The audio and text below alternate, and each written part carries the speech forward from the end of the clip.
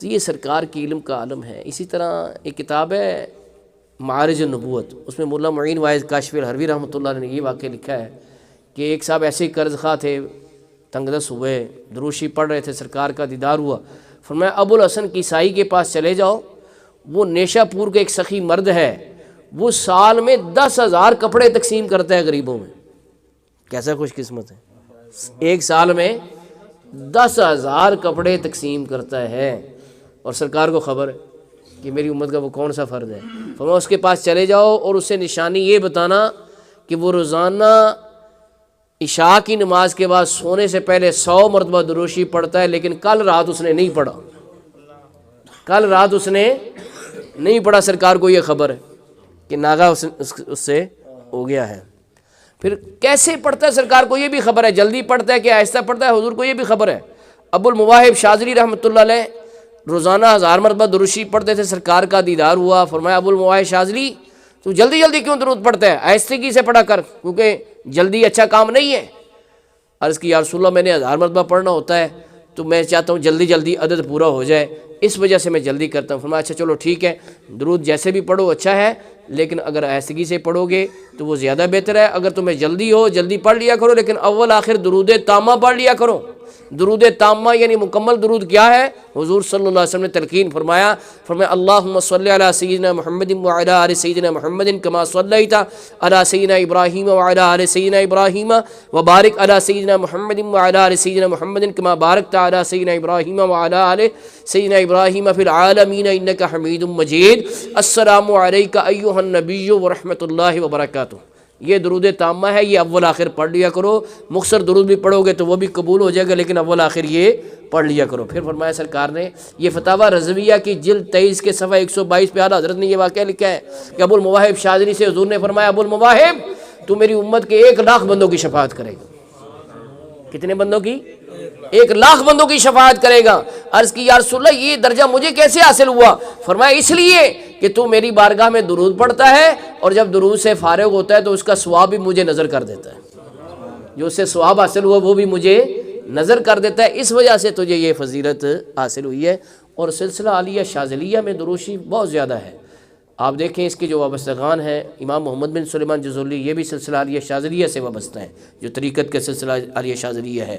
اسی طرح جو امام بصیری ہیں قصیدہ بردہ والے، وہ بھی سلسلہ عالیہ شاذلیہ میں ہیں۔ اور خود جو سربراہ سلسلہ شیخ ابو الحسن شاذلی، انہوں نے حزب البحر کے نام سے ایک دعا لکھی ہے، اور اللہ کا فضل ہے ہمیں بھی اس سلسلے سے وابستگی یوں حاصل ہوئی کہ حضرت شرف ملت علامہ محمد عبدالحکیم شرف قادری رحمۃ اللہ علیہ ان کو اجازت ملی، مفتی اعظم مصر علی جمعہ صاحب ہیں، وہ اس وقت سلسلہ عالیہ شاذلیہ کے شیخ ہیں مصر میں، ان سے ان کو خلافت ملی، انہوں نے ہمیں اجازت دے دی۔ تو یہ سلسلہ عالیہ شاذلیہ پاکستان میں کافی کم ہے، تو وہ ہمیں اس کی برکت حاصل ہو گئی۔ اچھا کن الفاظ میں درود پڑھتا ہے سرکار کو یہ بھی خبر ہے، کن الفاظ سے پڑھتا ہے سرکار کو یہ بھی خبر ہے۔ ابو بکر بن مجاہد، اب یہ بھی جلاء الافہام میں واقعہ لکھا ہوا، القول البدیع میں بھی ہے، جلاء الافہام میں بھی ہے کہ ابو بکر بن مجاہد ایک بہت بڑے محدث ہوئے ہیں، ان کی خدمت میں ابو بکر شبلی حاضر ہوئے، تو جب حاضر ہوئے تو ایسے محفل لگی ہوئی تھی، ابو بکر بن مجاہد نے کھڑے ہو کر استقبال کیا، معانقہ کیا، مصافحہ کیا اور ماتھا چوما، تو جتنے طلباء تھے، طلبہ اسٹوڈنٹ ہوتے ہیں، انہوں نے اعتراض کیا کہ جناب یہ تو دیوانے مشہور ہیں بغداد میں، آپ نے ان کی اتنی ریسپیکٹ کی ہے، ان کا کھڑے ہو کر استقبال کیا ہے اور ان کا ماتھا چوما ہے، یہ کیا وجہ ہے؟ تو آگے سے استاد صاحب نے کیا بات کی اب سن کر حیران ہو جائیں گے۔ آپ نے فرمایا کہ میں نے شبلی کے ساتھ وہ سلوک کیا ہے جو خواب میں حضور کو کرتے دیکھا ہے۔ تو ٹھیک وہی سوال جو تم نے مجھ سے کیا میں نے حضور سے کیا کہ یا رسول اللہ یہ تو بغداد میں دیوانے مشہور ہیں، آپ نے ان کی اتنی عزت کیوں کی ہے؟ فرمایا اس لیے کہ یہ روزانہ مغرب کی نماز کے بعد سورۃ توبہ کی آخری 2 آیات پڑھتا ہے، لقد جاءکم رسول من انفسکم عزیز علیہ ما عنتم حریص علیکم بالمؤمنین رؤوف الرحیم فإن تولوا فقل حسبی اللہ لا الہ الا هو علیہ توکلت وهو رب العرش العظیم۔ یہ پڑھنے کے بعد 3 مرتبہ یوں کہتا ہے صلی اللہ علیہ یا محمد۔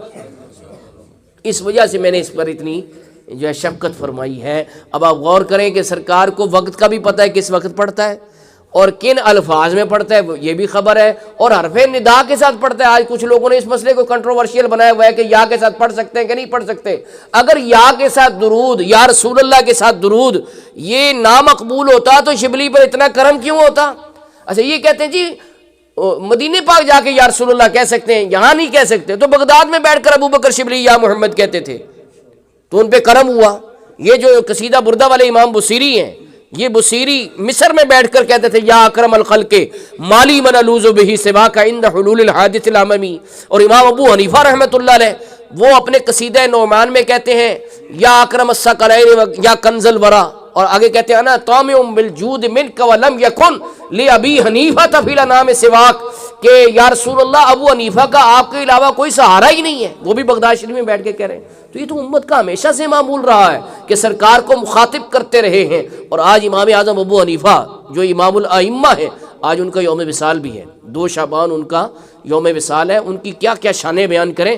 داتا گنج بخش رحمۃ اللہ علیہ نے لکھا ہے کشف المعجوب کے اندر کہ یحییٰ بن معاذ رازی رحمۃ اللہ علیہ کو سرکار کی زیارت ہوئی، عرض کی یا رسول اللہ میں آپ کو کہاں تلاش کروں؟ تو سرکار نے فرمایا عند علم ابی حنیفہ، ابو حنیفہ کے علم میں مجھے تلاش کر لینا۔ اور داتا صاحب خود اپنا واقعہ لکھتے ہیں کہ حضرت بلال کے مزار پر میں معتکف تھا، مراقبہ کیا میں نے، تو وہاں پر خواب میں سرکار کا دیدار ہوا کہ آپ باب بنی شیبہ سے حرم شریف میں تشریف لائے اور آپ نے ایک بوڑھے کو اٹھایا ہوا ہے۔ میرے دل میں یہ سوال پیدا ہوا کہ یہ بوڑھا خوش قسمت کون ہے جس کو سرکار نے اٹھایا ہوا ہے؟ تو سرکار میرے دلی خیال پر مطلع ہو گئے اور فرمایا کہ یہ تیرا اور تیرے ملک والوں کا امام ابو حنیفہ ہے۔ وہ ابو حنیفہ حضور سے مدد بھی مانگتے تھے اور سرکار کو یا کے ساتھ ندا بھی کرتے تھے۔ تو آج کی اس محفل میں ہم ان کو خاص طور پر سارے ثواب پیش کریں گے اور ان کو یاد کریں گے کہ ان کا بڑا احسان ہے امت کے اوپر۔ بزرگان دین الخیرات الاحسان میں امام بن حجر مکی رحمۃ اللہ لکھتے ہیں کہ امت پر لازم ہے ہر نماز کے بعد امام ابو حنیفہ کے لیے دعا کریں۔ جی امام ابو حنیفہ کا جو امت پر احسان ہے کہ انہوں نے دینی علم کو مرتب اور مدون کر دیا، اور ان کا یہ شرف ہے کہ جب روضہ اطہر پر حاضر ہوئے تو عرض کیا السلام علیکہ یا سید المرسلین، اے رسولوں کے سردار آپ پر سلام ہو، تو روضہ اطہر سے جواب آیا وعلیک السلام یا امام المسلمین، اے مسلمانوں کے امام تم پر بھی سلام ہو۔ تو یہ ہم کیوں نہ ان کو عرض کریں، ہم ان سے مدد کیوں نہ طلب کریں۔ کیا خوب کہا ہے مفتی احمد خان نعیمی رحمۃ اللہ علیہ نے، کہتے ہیں ہمارے مولا ہمارے ملجا امام اعظم ابو حنیفہ، ہمارے مولا ہمارے ملجا امام اعظم ابو حنیفہ۔ امام اعظم ابو حنیفہ کا نام لیں تو حدیث پاک میں جب صالحین کا ذکر ہوتا ہے تو اللہ کی رحمت نازل ہوتی ہے۔ تو آپ ایک دفعہ آخر میں پڑھ لیں سارے، ہمارے مولا ہمارے ملجا امام اعظم، امام اعظم ابو حنیفہ، امام اعظم۔